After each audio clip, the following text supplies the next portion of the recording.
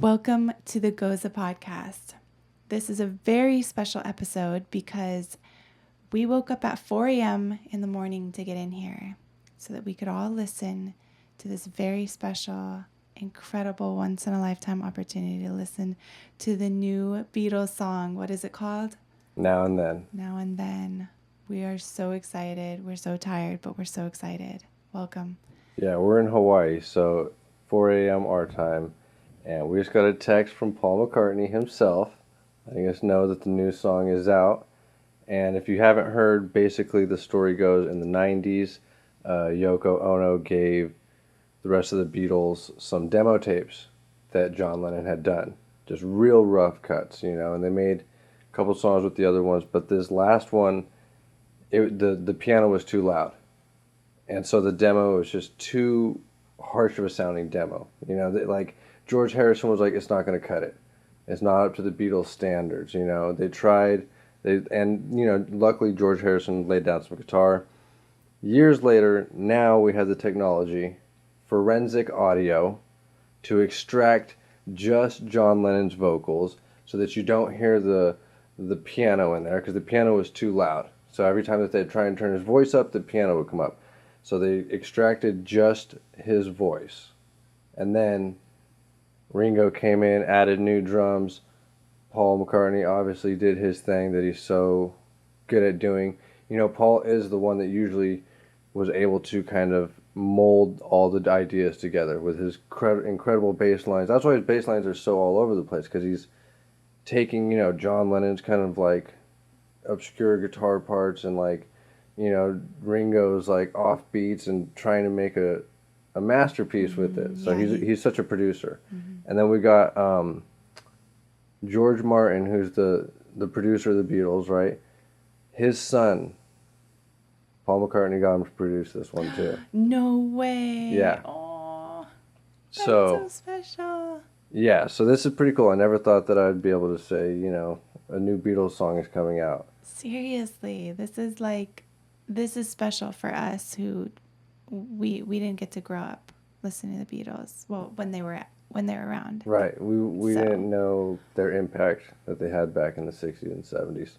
We just know what their everlasting impact. Mm-hmm. And so it's so great that the song is called Now and Then. That's like something that John tapped into. John Lennon tapped into this whole thing because there's something beyond time that our souls are aware of. So I think, John had this planned out all along. So, without further ado, should we listen? Yes. I'm so excited.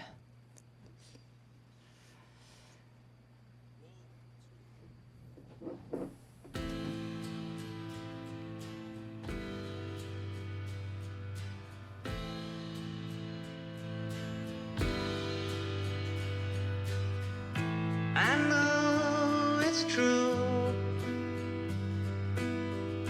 It's all because of you.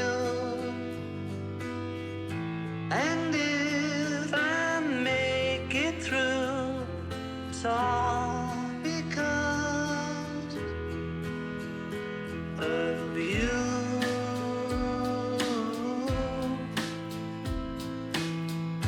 And now and then, if we must start again, well, we will know for sure that I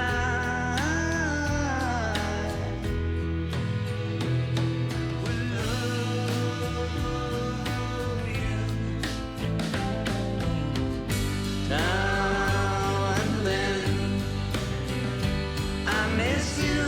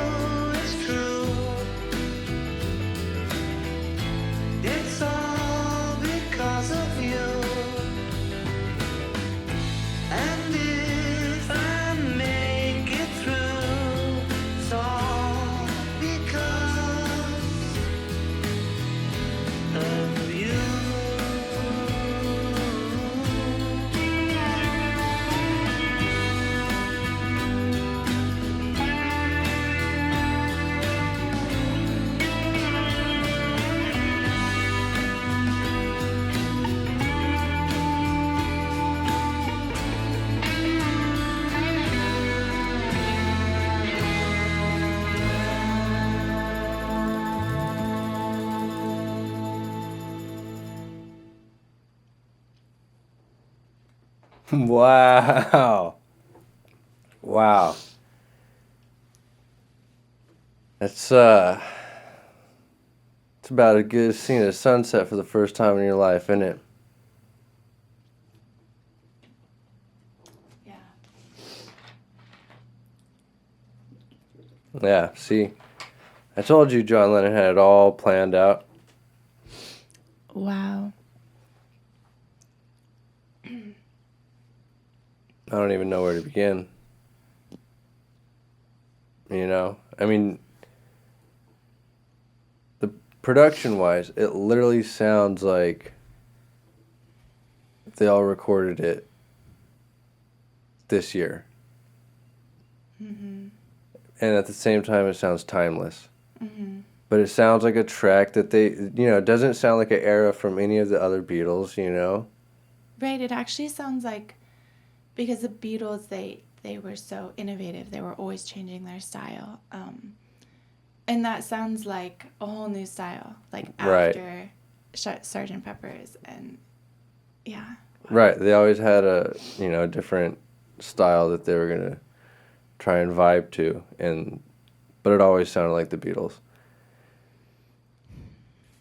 And so production-wise, obviously, hats off.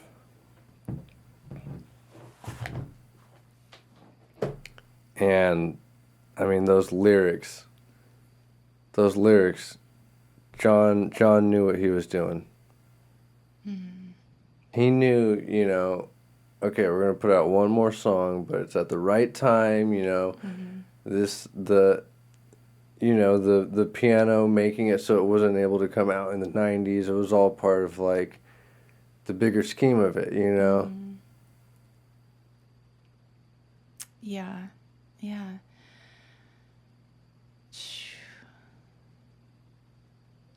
I mean, gosh, those lyrics. Because how can it relate to today so well? You know what I mean? Mm-hmm. It's like life follows art, not the other way around. It's so true. It's so true. It's like you think that we write about our experiences, but we're really writing from this deeper place of us. Mm-hmm. That's like this timeless mirror. Mm-hmm.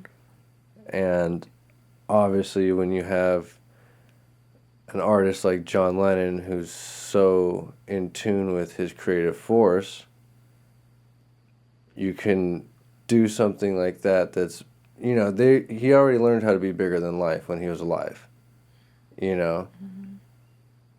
So to pull a trick like that is just, of course. There was so much. By the way, guys, I'm speechless. So I'm sorry if I'm not saying much. I know you're having a hard time for him. We're speechless. Like, yeah, we weren't expecting her to cry. I We haven't need some cried tissues. that much in a really long time, and I feel like I need to just go in the other room and just like really bawl out. Yeah, I held back from being emotional. But wow. What I loved about it too was like his voice, like his vocals, and the take that he did do, and obviously good enough to put out. They wanted to put it out. It was so vulnerable. Yeah. He was singing so like softly, and like from this place of like, now he's an older man. He's gone through all the fame. He's not a young buck anymore, and there was just so much. It was so much closer to probably who he, the end of his life.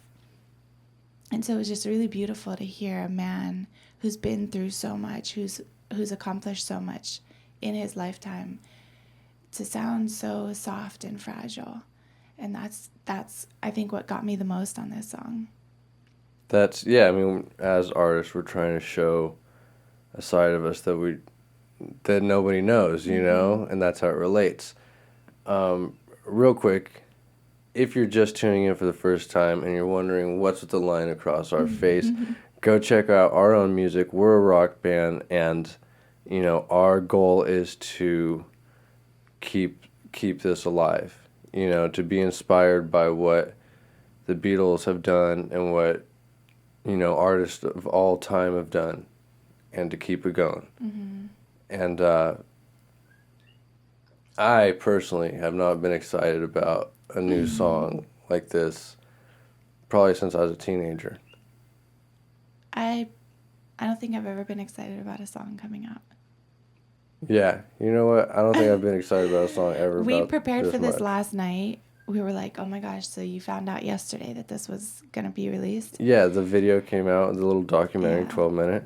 So I'm curious, what did you like about the guitar? Did the solo on that song, was that McCartney or was that Harrison? That's Paul, I think. Yeah. I'm pretty sure that's Paul McCartney if I read it right. What did you think about it? I thought it was pretty sad.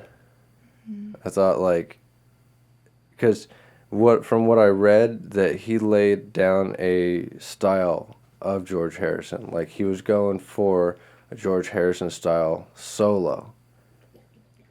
And it just sounded like someone missing their friend, like showing you a picture of their friend, Exactly. and telling you about their friend, and obviously like you only get a snapshot of that picture, and they're like letting you know their whole lifetime that they had with that person, Right. Yeah, I thought it was interesting that like he did the guitar in the style of Harrison, but it sounded nothing like Harrison, but like you said, kind of like someone holding up a picture of their friend. And it was so simple. Like, I mean, he's a killer guitar player.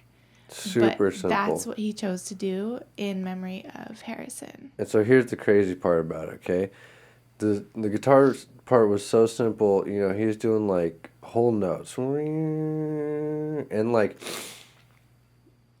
I heard like Harrison like you know how you Me do too. like those like where he's like how Yeah, he does those up slides and it's like 100%. so vocal and like And the little bends that are just only Harrison does. right, so like Paul McCartney like would do his slide thing and then it left all this room for like Your own. like Harrison to be there for you as an individual. Like you got like he's gonna reach you through that guitar solo.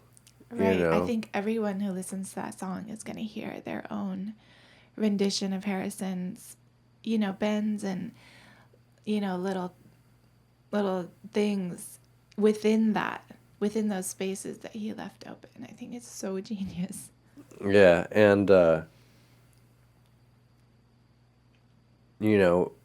it sounds like a Beatles song. It doesn't sound like a John Lennon solo song. It doesn't sound like a, you know what I mean? Like a Paul 100%. McCartney new song. 100%. And it's a little bit of everybody in there. And I liked how the drums sounded pretty modern. yeah, That was kind of like, Ringo that's was what killing brought it. it into this era, because you would not hear drums with those tones back then.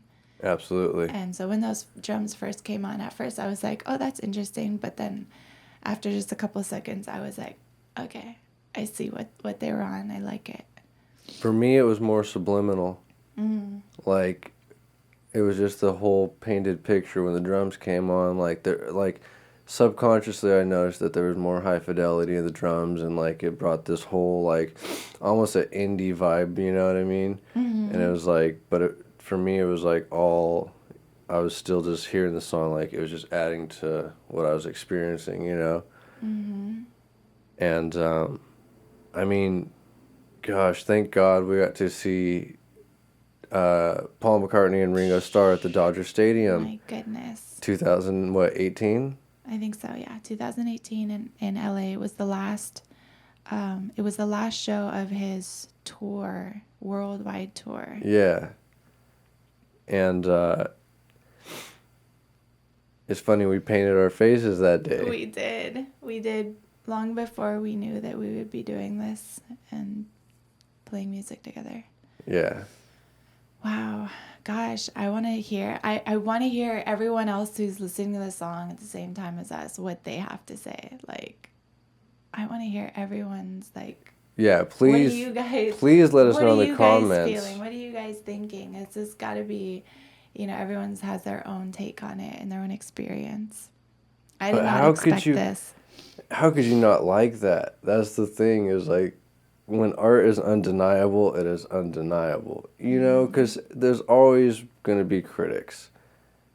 And people are like, yeah, maybe they shouldn't have done that. Didn't sound that good, or whatever. Like, you know, people are always going to be haters. But I don't think you could hate on that. That's about as good as the first time you've seen a sunrise. If you don't like that, you don't like the sunrise.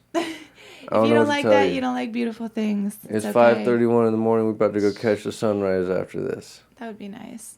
I feel like I need that. I need to like load off. I wasn't expecting that. I wasn't expecting to cry. Yeah. Yeah. This was really good. Yeah, this was special. I can't believe we got to experience this in our lifetime. Everybody.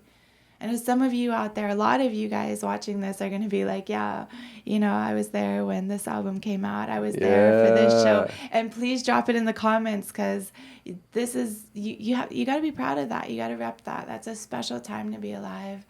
And we're excited to be part of it. Now we could be part of this history. Mm-hmm. You know? All right. Thank you, guys. Don't forget to subscribe. Check out the rest of our music. Check out the rest of our podcasts. And we'll see you guys real soon. We will see you. Thank you. Thank you, Paul. Thank you, Thank you, Ringo. Thank you, John. Yes. Thank you, George. George's son, and everyone who is a part of this amazing project. And even thank you, Yoko. She brought the tapes out. Yes. You know. Thank you, All right. Ronnie. Thank you, Drew. Thank you, guys. Thank you, guys.